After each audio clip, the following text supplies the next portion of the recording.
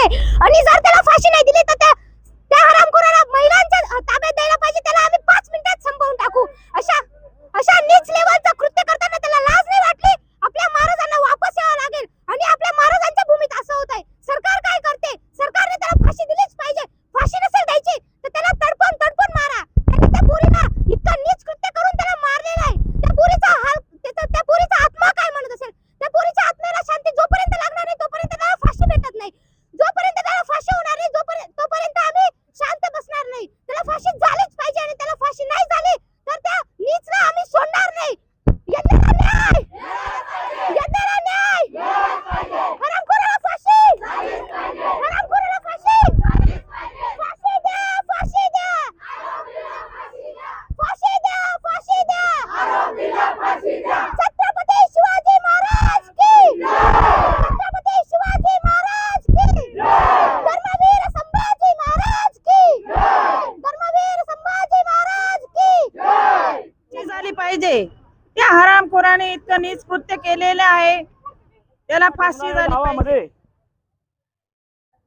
जी भयानक घटना गेल्या 5 दिवसापूर्वी घडली, एक 3.5 वर्षाची चिमुकली, तिचं वय आपल्या आईच्या अंगा खांद्यावर खेळायचं, तिचं वय आपल्या आईच्या अंगाई गीत गायचं, तिचं वय आपल्या पप्पाला स्पष्ट शब्दांनी पप्पा सुद्धा म्हणू शकत नाही अशी आपल्या सर्वांची लाडकी लेक एक चिमुकली. त्या हैवानानं माहिती पडतंय त्याच्या बापाशी काहीतरी त्याची भांडण होती,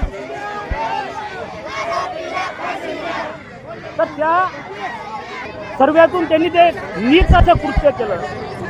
त्या कुत्र्याला फाशीची शिक्षा एकदम कमीच आहे. पण न्याय व्यवस्थावर सुद्धा आमचा एक प्रश्न आहे. अजयगुंडेला सुद्धा एक 2 वर्षापूर्वी घटना घडली, तिथे सुद्धा एक बालिकेला नराधमाने आपल्या हवसचं शिकार केलं. तीच घटना आपल्या डोंगराळे गावात घडली. ती सुद्धा केस फास्ट ट्रॅक कोर्ट मध्ये आज चालू आहे. पण 2 वर्ष उलटून सुद्धा त्या सुद्धा चिमुकलीला न्याय मिळाला. शासनाला आमच्या संपूर्ण गावाच्या वतीने एकच विनंती आहे, तुम्ही फास्ट ट्रॅक कोर्ट मध्ये चालवत असाल नसाल तो तुमचा कायदा जाणो, ते तुमचं शासन जाणो. जी बदलापूरला घटना घडली होती मागच्या वर्षी, सर्व बदलापूर आणि सर्व महाराष्ट्र रोडावर उतरलं होतं. त्यावेळेस तिथल्या एका अधिकाऱ्यांनी 10 दिवसाच्या आत त्या हरामखोराचं एन्काउंटर केलं. त्याच पद्धतीचं एन्काउंटर सुद्धा या डोंगराळ्याच्या घटनांमध्ये व्हायला पाहिजे अशी आमच्या सर्वांची अपेक्षा आणि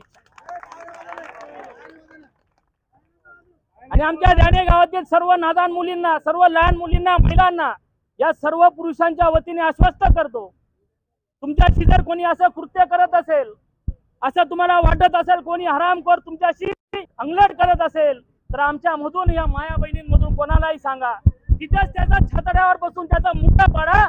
हे आमचं गाव तुमच्या सर्वांच्या पाठी झाली तर डायरेक्ट गाडींमधनं पेट्रोल काढायचं आणि उभं जाळायचं. आपल्याला सगळ्यांना चेहरे माहिती आहेत, प्रत्येकाच्या बहिणी आहेत.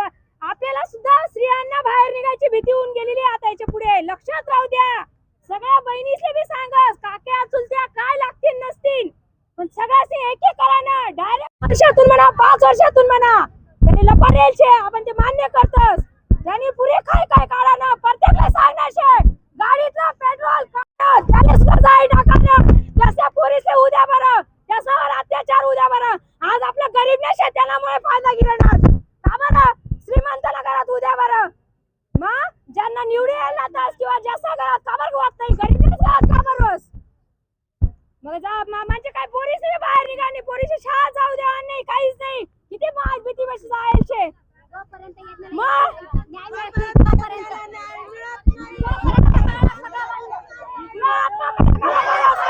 साहेब लोक म्हणतात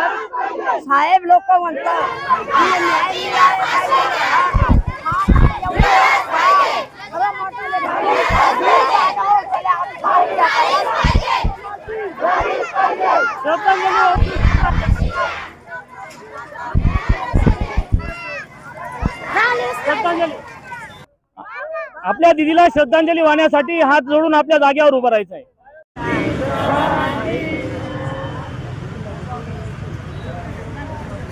चला